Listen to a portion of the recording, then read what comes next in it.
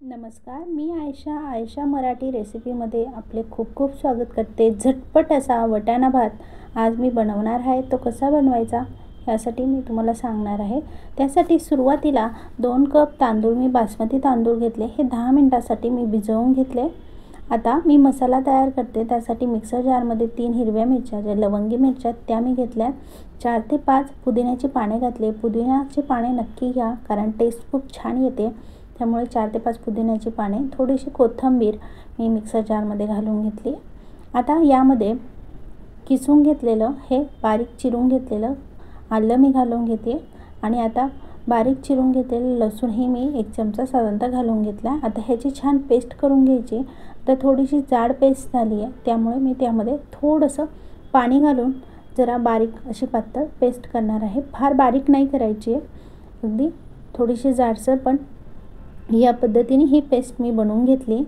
आता मसाला तयार झाला आहे। आता आपण फोडणीची तयारी करू। त्यासाठी पातेल्यात तेल घालून घेतले। 1 चमचा मोहरी मी घालून घेतली। मोहरी छान गरम झाल्यानंतर यामध्ये मी 2 लवंग घातल्यात। खडा मसाला तुम्ही तुमच्या आवडीनुसार वाढवू शकता। 2 मिरे मी घालून घेतले। 1 चक्रफूल जे असतं ते घालून घेतले। 2 दालचिनीचे तुकडे घालून घेतले आणि 4 ते 5 मी तमालपत्र घालून घेतले। मिरे आणि लवंग तुम्ही तुमच्या आवडीनुसार वाढवू शकता।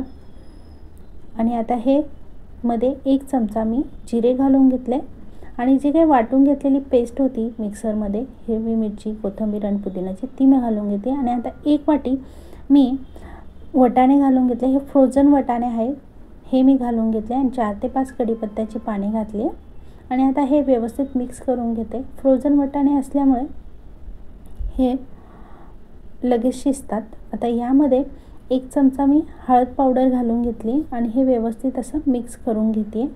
हे बघा, या पद्धतीने। तुमच्याकडे फ्रेश वाटाणे असेल तर फ्रेश वाटाणे घातले तरी चालेल। आणि 2 मिरच्या मी चिरून घेतल्या होत्या उभ्या, त्याही मी यामध्ये घालून घेते। चवीनुसार मीठ घालून घेते। हे बघा, या पद्धतीने। आता हे मध्यम आचेवरती मी व्यवस्थित 2 मिनिटांसाठी मसाला, मीठ हे सगळं मिक्स होईल वाटाण्याला, या पद्धतीने शिजवून घेते। आणि आता यामध्ये आपण भिजवून घेतलेले बासमती तांदूळ होते 10 मिनिटं, ते मी यामध्ये घालून घेते। हे बघा, हे संपूर्ण तांदूळ मी यामध्ये घालून घेते आणि चमच्याने हे व्यवस्थित मिक्स करून घेणार आहे। आणि संपूर्ण वाटाणा मसाला जो काय आहे तो तांदूळाला व्यवस्थित लागेल, या पद्धतीने मी मिक्स करून 1-2 मिनिटं पाणी न घालता तांदळाला तडतड आवाज येईल असं गरम होऊ देणार आहे। तांदूळ व्यवस्थित त्यामध्ये भिजलेले गरम झाले पाहिजे। ते गरम झाल्यानंतर 2 चमचे मी यामध्ये तूप घालून घेणार आहे। तूप अवश्य घाला, तुमच्या आवडीनुसार तुम्ही तूप जास्तही घालू शकता। मी 2 चमचे तूप घातलं आहे। तूप घातल्यामुळे फ्लेवर खूप सुंदर येतो। आणि आता 3 कप पाणी मी यामध्ये घालून घेतले।